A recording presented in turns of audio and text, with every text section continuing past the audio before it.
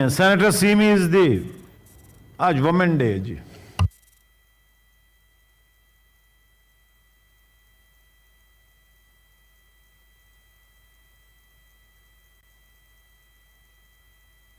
اور اگر خواتین کی نہیں سنیں گے تو کامران صاحب گھر نہیں جانا ہے آپ نے. جی یہ بہت شکریہ چیئرمین صاحب, آج آپ مجھے آخر کار موقع مل گیا کہ اپنے خیالات کا میں اظہار کروں. کیا مطلب آخر کار؟ جی 2-3 دن سے انتظار کر رہی ہوں, 4 دن سے. بہت شکریہ آپ کا. یہ بجٹ جیسے کہ سب کو معلوم ہے کہ یہ بجٹ اس کا آؤٹ لے جو ہے 9.5 ٹریلین ہے, اور یہ ڈیفیسٹ بجٹ ہے 3.8 ٹریلین کا, یعنی خسارہ اس بجٹ میں ہے 3.8 ٹریلین کا. جس دن یہ بجٹ اناؤنس ہوا اس کے دوسرے دن اخبار میں ڈان میں یہ خبر تھی, ہیڈ لائنز تھیں, this is budgeting for hard times ahead.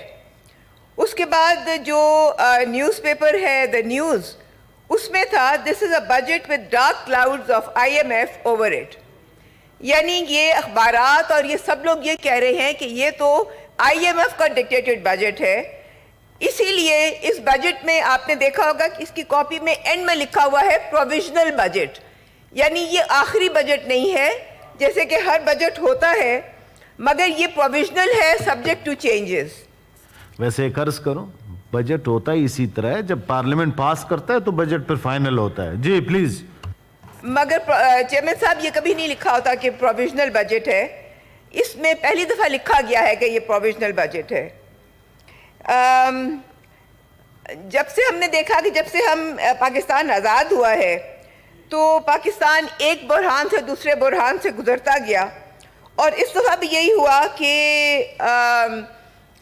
تھوڑی سی مہنگائی پہ لمبی مہنگائی مارچز ہوئی, یعنی کہ کراچی سے چل کے لوگ پوری بڑی بڑی قیادت لے کے وہ یہاں اسلام آباد پہنچے, اور کتنا پیٹرول بڑھا اس زمانے میں 2 روپے, کتنا بڑھا 4 روپے. آج نئی گورنمنٹ آ گئی ہے اور یہ بڑی ایک سازش کے تھرو آئی ہے. اس میں آپ نے دیکھا کہ ان سے یہ سنبھل نہیں رہا اور مہنگائی کا ایک طوفان آ گیا ہے. جس مہنگائی کو یہ ختم کرنے آئے تھے آج اسی مہنگائی کا یہ شکار بن گئے ہیں. اس بے دردی سے قیمتیں بڑھ رہی ہیں کہ لگتا ہے کہ ایک آتش فشاں پھٹ گیا ہے اور اس میں سے لاوا ابلتا ہی آ رہا ہے. میں ابھی آپ کو چھوٹا سا اس کا تعین کر دوں کہ ہماری حکومت میں کیا قیمتیں تھیں اور یہاں پہ اس حکومت میں کیا قیمتیں ہیں. یہ حکومت جو کہ 11 پارٹیز کی حکومت ہے, پیٹرول ہمارے زمانے میں ₹149 پر لیٹر تھا, آج وہ بڑھ کے 238.89 پر لیٹر ہو گیا ہے, اور یہ صرف 84 روپیز بڑھا ہے ان صرف 15 دنوں میں. اس کے بعد ڈیزل آپ دیکھیں کہ ہمارے زمانے میں 145 تھا اور آج وہ 263.31 ہے. مٹی کا تیل PTI کی حکومت میں 125.56 تھا, آج وہ بڑھ کے 176 پر لیٹر ہو گیا ہے. بجلی کا تو کوئی شمار ہی نہیں ہے, ہماری حکومت نے 24.82 پر یونٹ تھا, آج وہ بڑھ کے ₹45 ہو گیا ہے. اور لوڈ شیڈنگ کا تو کوئی حساب ہی نہیں ہے, ہر وقت لوڈ شیڈنگ. اسلام آباد میں پھر بھی کم ہے, مگر دوسروں شہروں میں 10 گھنٹے لوڈ شیڈنگ ہے, کہیں 12 گھنٹے لوڈ شیڈنگ ہے. دیہات میں تو لائٹ نظر ہی نہیں آتی ہی نہیں ہے. اور جس حکومت کا جس ملک کا بنیاد ہو ایگریکلچر پہ, وہاں پہ کھاد نایاب ہے. آج کھاد ہمارے زمانے میں PTI کے زمانے میں کھاد کی قیمت تھی 1750, آج وہ 2400 قیمت ہے. اور کوکنگ آئل جو ہے اس زمانے میں 400 تھا, آج وہ 606 روپیز کا ہے. آٹے کا تھیلا 20 کلو کا جو کہ 110 کا تھا 1010 کا تھا, آج وہ 300 بڑھ کے 1350 کا ہو گیا ہے. اس کے ساتھ ساتھ میں آپ کو بتاؤں پی ٹی آئی کی حکومت ہم اگر اس کے فردر موازنہ کرے تو ہمارے دور میں یہ 2 سال کنزیکٹیو 5% گروتھ رہی ہے اور 2022 میں یہ 6% تک پہنچ گئی ہے. اگر ایگزیکٹ آپ کو فگر چاہیے تو وہ 5.97% ہے جو کہ 6% ہوتی ہے. اگر اوور آل ہم گروتھ دیکھیں جو ورلڈ بینک کے فگرز ہیں اوور آل گروتھ ہماری 6% ہے. ٹارگیٹ جو ہمارا تھا وہ 4.8% تھا. ایگریکلچر گروتھ ہوئی ہے 4.4%. ٹارگیٹ تھا 3.3%. انڈسٹریل سیکٹر میں 7.19%. ٹارگیٹ تھا 6.6. مینوفیکچرنگ سیکٹر میں 9.80% اور ٹارگیٹ اس میں بھی 6.2% تھا. سروس سیکٹر میں 6.2% اور ٹارگیٹ تھا 4.7%. ٹوٹل ریونیو انکریز ہوا 17.7%. انفلیشن ریٹ 2021 میں 9.5% تھا. آج مئی سے جون تک 16.20% تک آ گیا ہے اور یہ ایکسپیکٹڈ ہے کہ یہ فردر انکریز جس طرح کی قیمتیں بڑھ رہی ہیں اور جس طرح کے ہم ڈکٹیشن لے رہے ہیں آئی ایم ایف سے یہ سال کے اینڈ تک 25 سے 30% تک پہنچ جائے گا. فارن ایکسچینج ریزروز ہمارے جب ہماری حکومت آئی تو وہ 9.65 بلین تھے. اپریل میں جب ہماری حکومت گئی 22 بلین تک ہم نے اس کو پہنچا دیا تھا, 22 بلین ڈالرز تک. 3 جون کو آج 3 جون کو اس مہینے میں 9.226 بلین رہ گئی ہے. یعنی کہ جہاں سے ہم نے لیا تھا آج یہ حکومت وہاں ہی کھڑی ہوئی ہے. ڈالر ریٹ کا کچھ سمجھ نہیں آتی کہ ڈالر کہاں سے کہاں پہنچ گیا. اس طرح کی مہنگائی اس سے پہلے کبھی نہیں دیکھی گئی. ہم جب پی ٹی آئی کی حکومت میں ڈالر 185.45 تھا, آج وہ پہنچ کے 210 ہو گیا ہے اور and it is rising. Inter bank rate open market میں 2.10 ہے اور اوپن مارکیٹ میں 215 یا اس سے بھی زیادہ ہے. تو پھر اس میں کیا ہوا ان 3 مہینوں میں کہ کس طرح سے ہر طرف مہنگائی ہے, ہر طرف قیمتیں بڑھ رہی ہیں. میں تو صرف یہ جانتی ہوں کہ یہ جو ہمیں کہتے تھے نااہل, اس سے زیادہ نااہل حکومت آج تک نہیں آئی.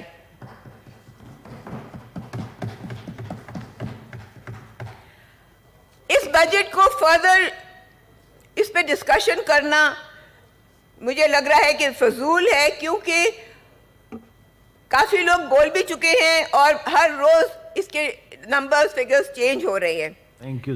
میں صرف یہ کہنا چاہوں گی کہ بتانا چاہوں گی کہ کس کس چیز میں کس کس سیکٹر میں انہوں نے کمی کی ہے.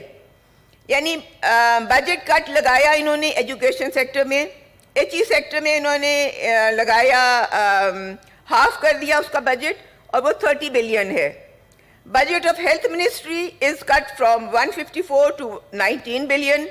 اس میں ریڈکشن 8 ٹائمز ہوئی ہے.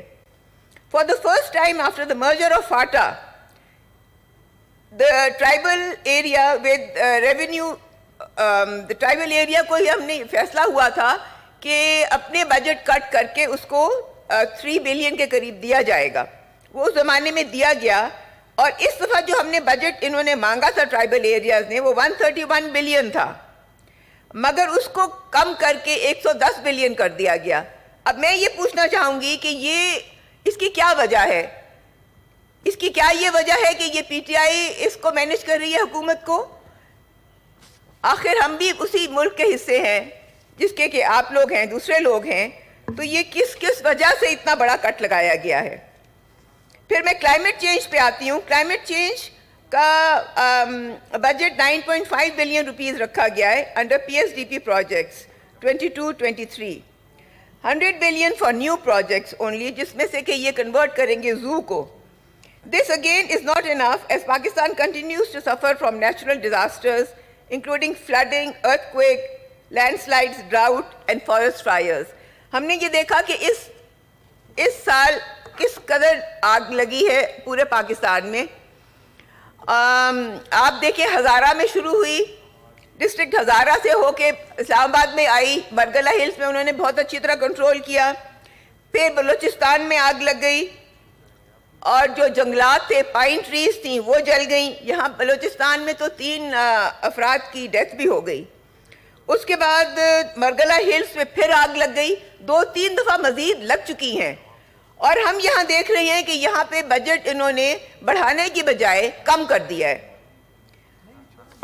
اب اس کے بعد ہم آتے ہیں جو کہ کلائمیٹ چینج کا ایک بہت بڑا جز ہے, وہ ہے CO2 ایمیشنز. CO2 ایمیشنز کو جو وہیکل سے نکلتی ہیں, جو گاڑیوں سے دھواں نکلتا ہے, وہ 41% ہے. ہماری حکومت نے الیکٹرک وہیکلز پہ سیلز ٹیکس 17% سے کم کر کے 1% کر دیا تھا, مگر اس حکومت نے ایڈوانس ٹیکس اس پہ امپوز کر دیا ہے. جی, اس کے بجائے کہ کم کیا جاتا, یہ بڑھا دیا گیا ہے. پھر 10 بلین ٹری سونامی پروجیکٹ جو ہے, یہ پوری دنیا میں بہت مشہور ہوا. 2013 سے 18 تک 1 بلین درخت لگے KPK میں. 2018 سے 22 تک 2.5 بلین ٹریز اب تک پلانٹ ہو چکی ہیں. اور اس کی وجہ سے جو گلاسگو میں کانفرنس ہوئی COP26, اس میں Pakistan was among the 3 countries which were declared forest champions. اور یہ forest champions for Asia Pacific Pakistan کو ڈکلیئر کیا گیا. چیئرمین صاحب ابھی تو 10 منٹ 11 منٹ ہوئے ہیں, لوگ 11 منٹ بہت زیادہ ہے میڈم. آدھا بول رہے ہیں, تھوڑا سا رہ گیا ہے جی. اس کے بعد ہم نے یہ دیکھا کہ جب